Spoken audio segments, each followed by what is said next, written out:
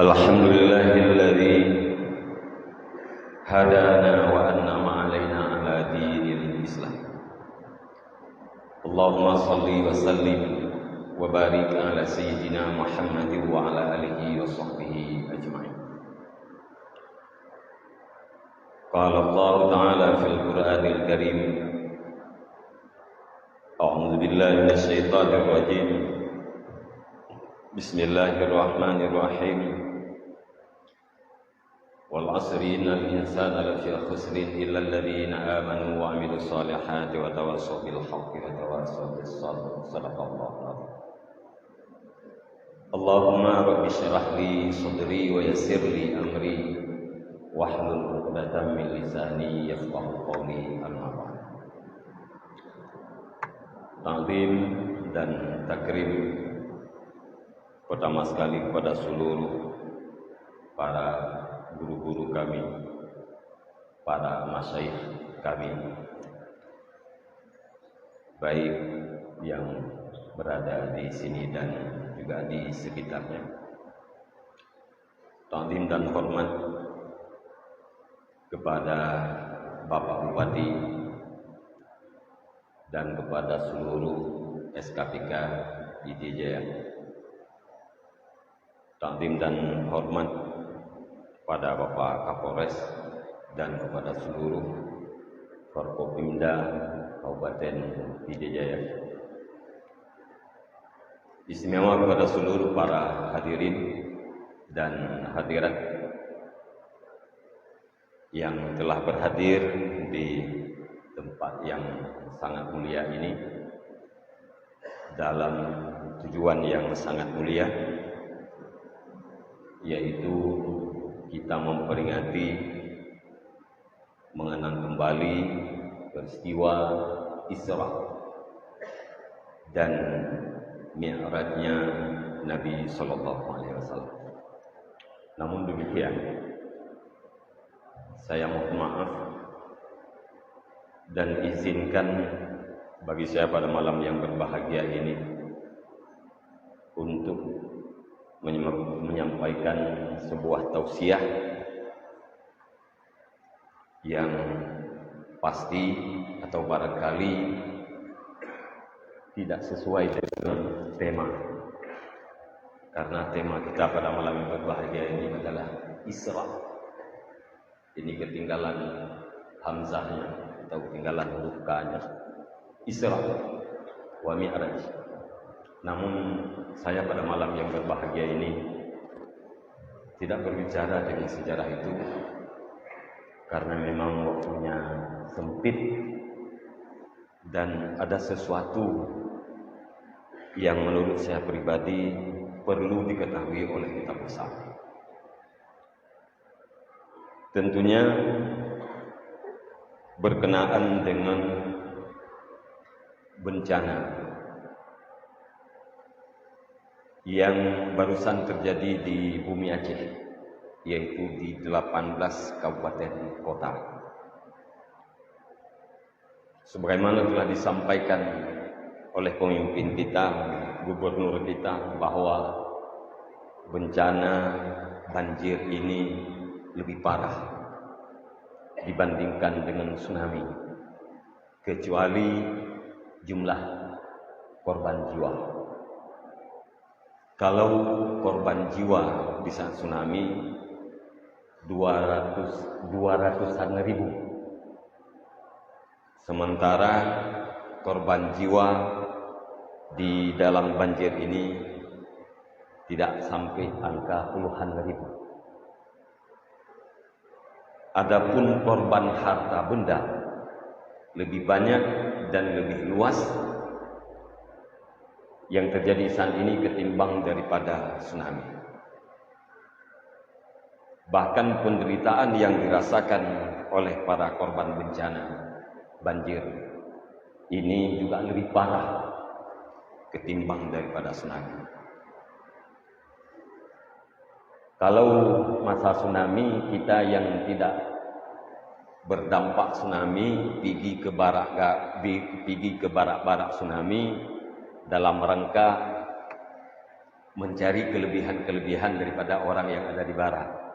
Ada makanan yang lebih, ada roti, bahkan rokok pun mereka itu lebih. Tapi hari ini orang-orang yang berada di tempat pengungsian itu tidak lebih, bahkan tidak syukur.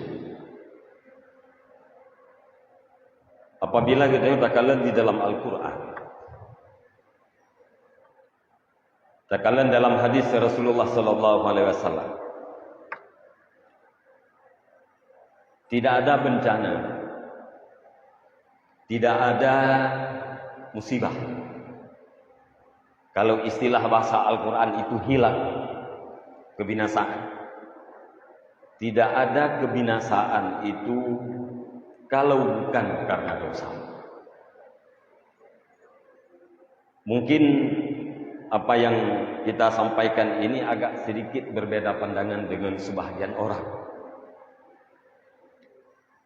Ada orang yang mengatakan tidak ada banjir kalau tidak ada penebangan liar. Emangnya penebangan liar dengan penebangan tidak liar, fi'id bahasa Aceh, dampaknya berbeda.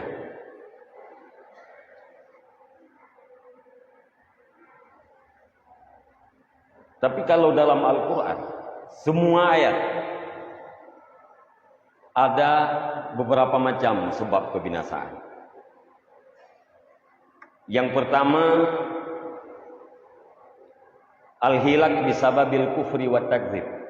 Kebinasaan itu dengan sebab kufur dan dengan sebab takdzib, mendustakan Rasul, mendustakan Al-Quran. Kufur, ada kufur yang besar, ada kufur yang kecil. Kufur yang besar itu yaitu tidak beriman. Kufur yang kecil itu adalah kufur terhadap nikmat. Artinya tidak mempergunakan nikmat pada tempat tujuan diciptakan. Dalam ayat Allah Subhanahu wa taala mengatakan, kadzabat qablahum qaumun nuhin fa'ahlaknahum. Kaum Nabi Nuh itu mendustakan Rasul, mendustakan Al-Quran. Fa'ahlaknahum, maka kami binasakan mereka. Sebabnya adalah takdzib, mendustakan. Kemudian al-hilak bisababid dulum, kebinasaan dengan sebab kedaliman. Kedaliman itu Bapak Ibu sekalian, lawan daripada keadilan. Kedaliman lawannya adalah keadilan. Kedaliman ada dua macam, ada kedaliman diri sendiri, ada kedaliman terhadap orang lain. Dalim terhadap bro-bro dan dalim gegop. Secara logika ada dua makna dalim. Hai patih liakai kita yo bahwa na urang yang mendalimi diri sendiri, na urang yang menganiaya diri sendiri. Hai patih logika kita. Masa na pribadi urang yang geilanya bro-bro. Monya ilanya urang lain itu biasa. Tapi di saat itu tak mengerti apa makna kedaliman itu. Maka kita tahu bahwa kedaliman yang biasa terjadi itu, bahkan lebih sering terjadi kedaliman adalah untuk diri sendiri. Menganiaya diri sendiri. Di saat orang meninggalkan kewajiban, berarti dia menganiaya diri sendiri, dalim terhadap dirinya. Orang meninggalkan kewajiban, orang melakukan larangan, itu adalah orang yang dalim terhadap diri sendiri. Kemudian dalim yang kedua yaitu dalim terhadap orang lain, yakni menganiaya orang lain.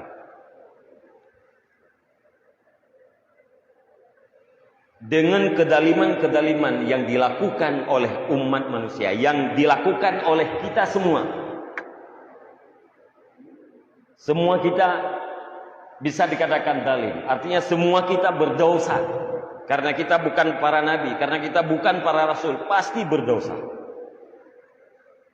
Yang diharapkan, yang diinginkan oleh Allah Subhanahu wa taala, kita jatuh di dalam maksiat, jatuh di dalam dosa, seharusnya kita bertaubat. Kedaliman itulah yang menyebabkan kaum-kaum terdahulu dan selanjutnya itu diberikan bala atau cobaan oleh Allah Subhanahu wa taala.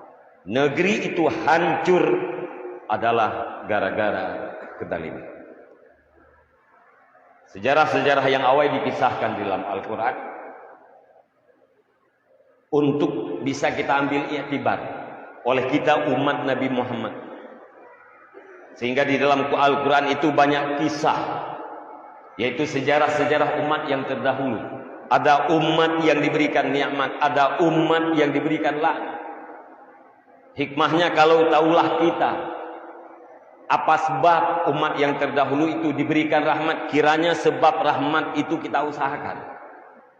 Dan bila mana kita sudah tahu sebab umat yang terdahulu itu dilaknat oleh Allah Subhanahu wa taala, maka seharusnya sebab-sebab laknat itu kita jauhi.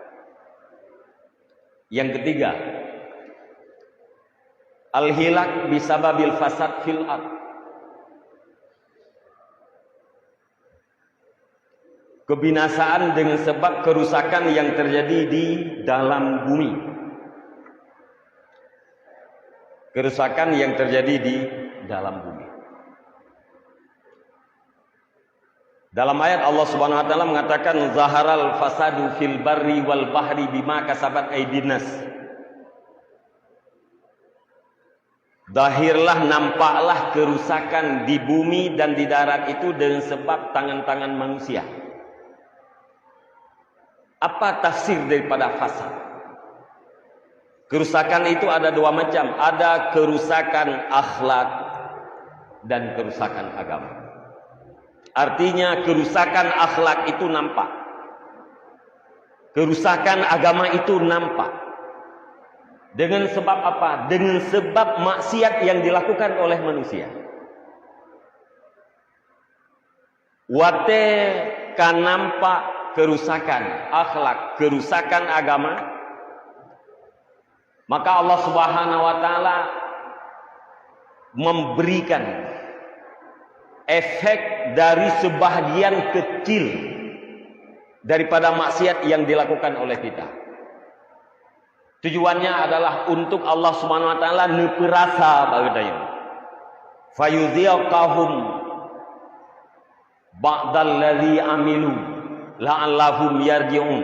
Maka Allah Subhanahu wa taala neperasa sebahagian daripada efek maksiat yang sudah kita lakukan. Kalau seluruh efek itu di hari akhirat, tidak ada balasan di dunia ini. Di dunianya hanya bacut saja. Ba'dal ladzi, ba'an itu boleh jadi sebesar biji sawi dari maksiat yang dilakukan. La'allahum yarji'un, mudah-mudahan mereka itu bertaubat kepada Allah Subhanahu wa taala. Juga ini biasa diterjemahkan nampaklah kerusakan, artinya kerusakan gunung, kerusakan di darat, kerusakan di laut, pencemaran sungai, pencemaran lautan, penebangan segala macam.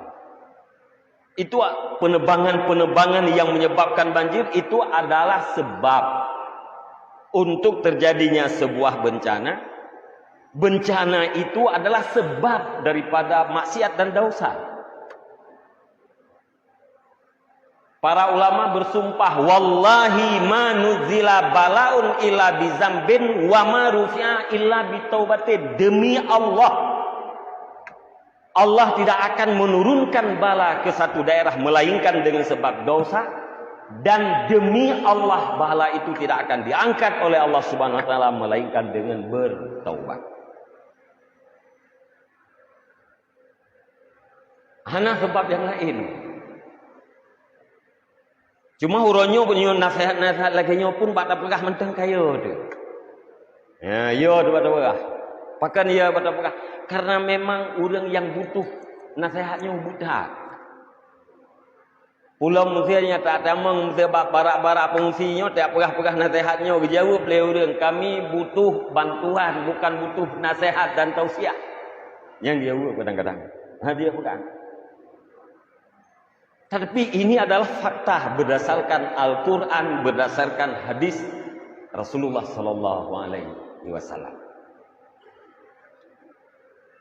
Kemudian yang keempat, kebinasaan itu al-hilaku bisababi tughyan wal istikbar. Kebinasaan dengan sebab menantang, melampaui batas, wal istikbar, dan dengan sebab sombong. Gara-gara sombong, gara-gara takabur. Apabila orang kata kabur tu, orang kata sombong tu, oleh orang mayoritas melawan Allah Subhanahu Wa Taala dalam artian tidak patuh terhadap apa yang diperintahkan, tidak meninggalkan apa yang dilarang, pada saatnya Allah Subhanahu Wa Taala akan menurunkan bala dan kebinasaan. Wa ma kana rabbuka muhlikal qura hatta yab'asa fi ummiha rasulay yatlu alaihim ayatina. Wa ma kunna muhlikil qura illa wa ahluha zalimun. Tidak pernah Tuhanmu itu menghancurkan sebuah negeri sehingga mengutus seorang rasul ke ibu kota daerah tersebut untuk membacakan ayat-ayat kebesarannya. Hana ta'zib, hana kebinasaan sebelum berdirinya hujjah. Hana azib sebelum risalah. Hana bala sebelum tegaknya hujjah, yaitu dengan kirim rasul. Waten kirim rasul ditakzib, haipatih rasul. Ipegah di Makkah jamun Muhammad itu adalah pensyair yang dibacakan oleh Muhammad itu bukan Quran tapi syair-syair yang ditulis pada waktu malam. Siangnya dibacakan ke kalian. Para tokoh-tokoh mengatakan kepada bawahannya, kepada masyarakatnya, jangan kalian percaya. Itam urang dek percaya. Nyakeun dengan takzib. Dan jaitat ayat-ayat yang lain yang dipegah oleh Allah Subhanahu Wa Taala, Allah tidak akan menghancurkan sebuah negeri dengan semata-mata kezaliman, sementara ahli negerinya berbuat baik. Nasaboh nanggero kufur, ya, terjadi kufur, tetapi masyarakatnya muslih, berbuat baik. Yang Allah Subhanahu Wa Taala tidak akan menurunkan bala. Oleh karenanya para bapak-bapak dan ibu-ibu sekalian, semua kita yang berada di sini, semua kita ini adalah hamba Allah. Semua kita ini adalah hamba Allah yang hikmah penciptaannya di dalam penciptaan kita ini dilengkapi, difasilitasi oleh Allah Subhanahu Wa Taala untuk beribadah. Wa ma khalaqtul jinna wal insa illa liya'budun. Allah menciptakan jin dan manusia itu dipersiapkan untuk beribadah. Persiapan untuk beribadah itu adalah akal. Persiapan untuk beribadah itu adalah hidup dan kekuatan. Hudib na akal na kekuatan. Apabila kita punya tiga unsur ini, berarti kita muhayyaun lil ibadah, siap untuk beribadah. Dan semua kita akan diminta pertanggungjawaban oleh Allah Subhanahu Wa Taala dari apa saja kegiatan yang kita lakukan. Maka kita yang berada di sini hari ini, para pimpinan atau unsur pimpinan, Bupati, SKPK, kemudian seluruh ASN, seluruh aparatur negara, Kita adalah para pemimpin. Semua itu akan diminta pertanggungjawaban oleh Allah Subhanahu wa taala. Dan ibadah itu, agama itu bukan hanya yang bisa dilakukan khusus di tempat-tempat ibadah, tidak. Para sahabat jamun pakan gemekat untuk memudahkan masyarakat. Memudahkan masyarakat. Karena nyo barangnya hana urumukat dalam daerahnya, maka gecok barang palain dupuo kono kasat dengan untuk membantu.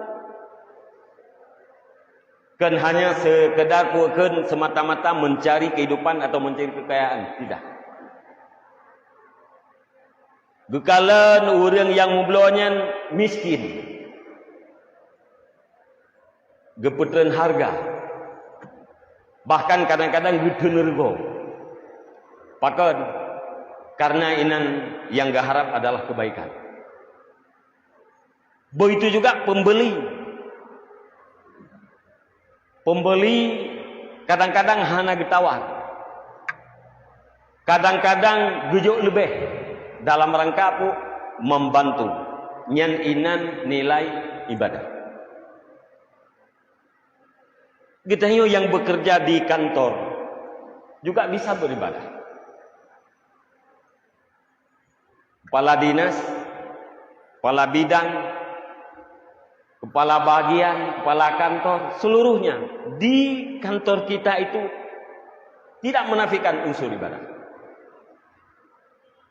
Melayani masyarakat dengan tulus dan ikhlas, mengharap kebaikan pada Allah, mengharap pahala daripada Allah, memberikan kegembiraan masyarakat yang kita layani, itu ibadah. Sedekah. Jangan kita hanya fokus kepada materi. Berapalah materi itu? Berapalah gaji di dunia ini? 10 juta? 100 juta?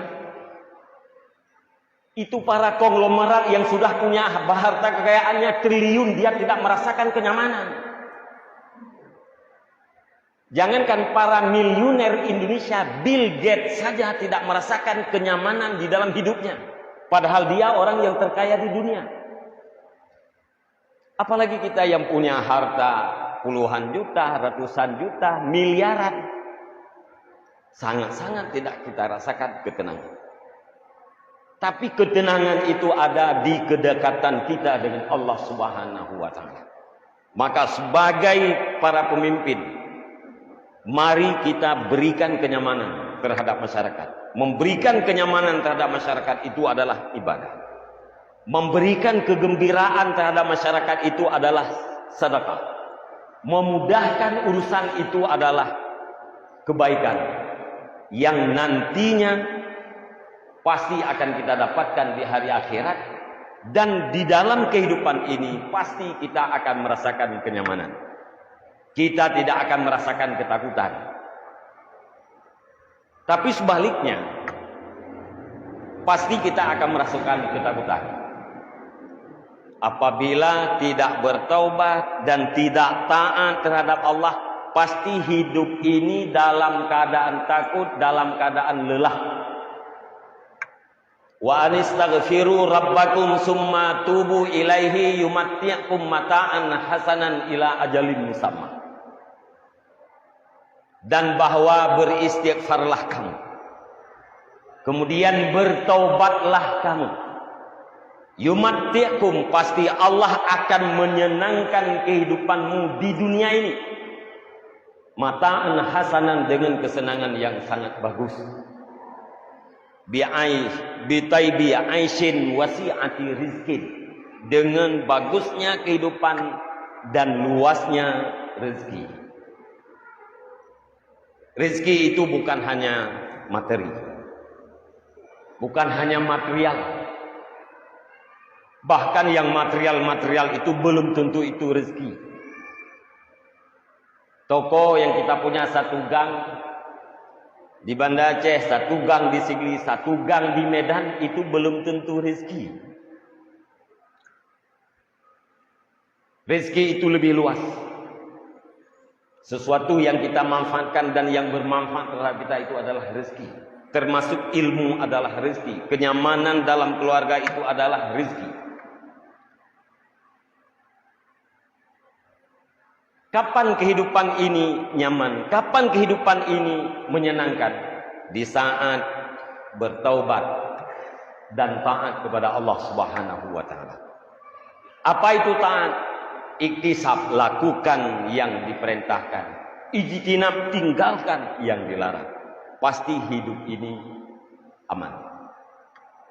Maka para ulama mufassir mengambil kesimpulan, faman taba anid dunub wa akhlasa ibadata rabbih asya fi amnin wa rahatin wa in duyyikat alaihi dunya. Barang siapa yang sudah bertaubat daripada segala kesalahannya, wa akhlasa ibadata rabbih, dan ikhlas beribadah kepada Tuhannya, asya fi amnin, dipastikan hidupnya dalam keadaan aman. Aman itu lawannya adalah takut. Tidak ada ketakutan. Pertanyaan jih katanya orangnya ya leudipnya na takut. Nya terjawab ke orang penting.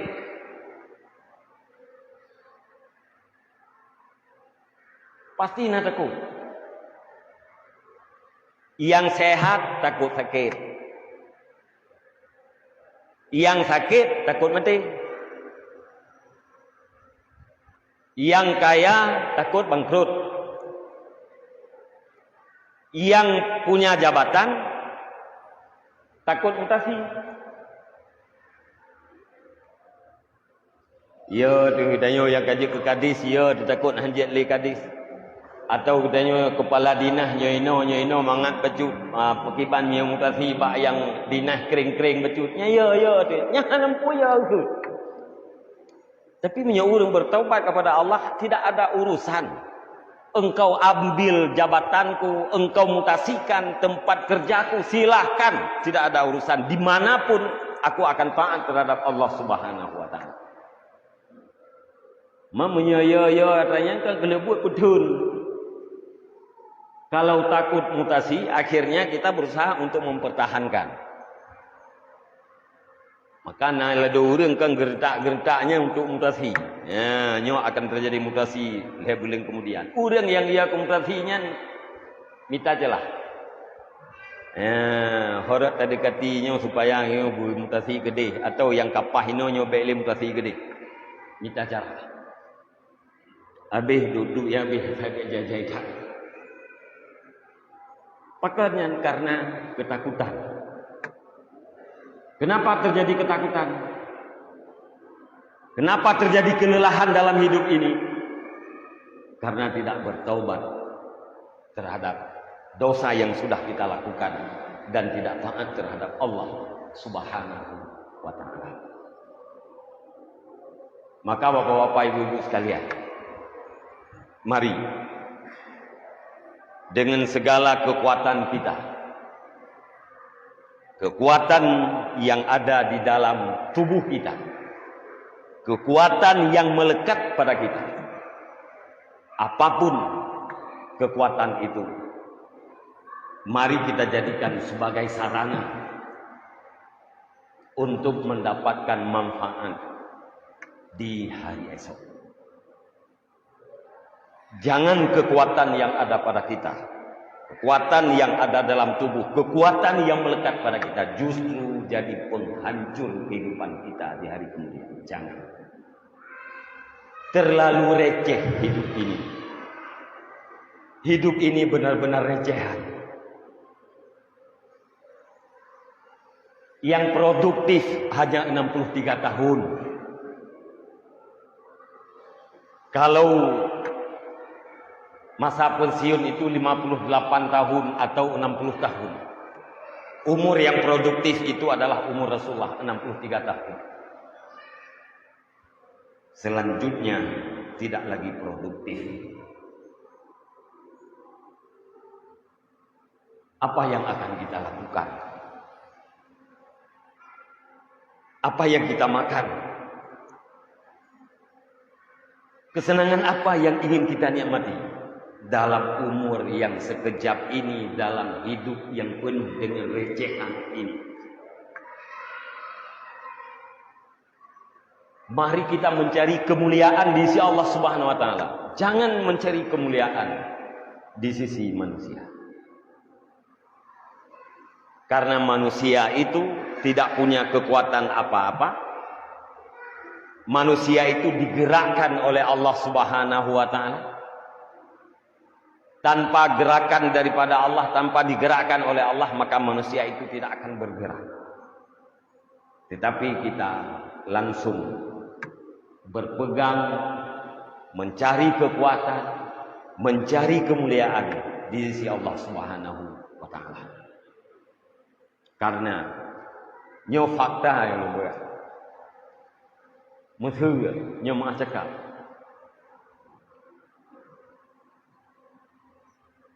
sola urang jak takziah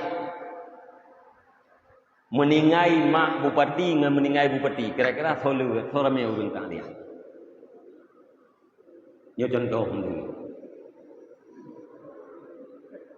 Kira-kira lebih banyak orang takziah mana? Apakah lebih banyak orang takziah di saat meninggalnya ibu seorang bupati atau di saat meninggalnya bupati? Lebih banyak mana? Ibu bupati ya? Lebih banyak penziarah di saat meninggalnya ibu bupati. Kenapa? Karena dia memperlihatkan kepada bupati. Kepala dinas itu langsung gendong beras. Jangan dibawa oleh ajudannya, langsung dibawa oleh kepala dinas sendiri. Bupati meninggal, kadang-kadang ada kepala dinas yang tidak hadir. Kenapa? Tidak ada lagi orang yang melihat. Nah, itu kalau kemuliaan yang kita cari di sisi manusia. Tapi kalau orang yang mulia di sisi Allah Subhanahu wa taala, meninggal dirinya lebih banyak orang yang kunjung ketimbang daripada meninggal ibunya. Meninggalnya ibu seorang ulama, ramai penziarahnya. Meninggalnya ulama itu sendiri lebih ramai ketimbang daripada orang takziah ibunya. Bapak-bapak, ibu-ibu sekalian, para kaum ayah Bandung, mari kita gunakan kekuatan kita ini untuk bermanfaat terhadap akhirat kita. Saya juga hari ini bahagian daripada pejabat. Pertanggungjawaban semakin berat yang akan kita jawab di hadapan Allah Subhanahu wa taala. Maka kita berusaha semaksimal mungkin apapun yang bisa bermanfaat terhadap umat, ayo kita lakukan. Apapun yang bisa menggembirakan umat, menggembirakan rakyat, berikan, lakukan, berikan kemudahan. Dan lewat kemudahan yang kita berikan kepada orang-orang, pasti Allah akan memberikan kemudahan terhadap kita. Lewat kebaikan yang kita lakukan kepada orang-orang, pasti Allah akan memberikan kebaikan, dan pasti Allah akan memberikan keberkatan kepada diri kita. Para hadirin jamaah sekalian, nyomenteng sedikit tausiah daripada Luntuan. Mudah-mudahan bisa bermanfaat, terutama untuk saya pribadi dan selanjutnya kepada kita semua yang berada di sini. Semoga Allah Subhanahu wa taala terus memberikan kita hidayah.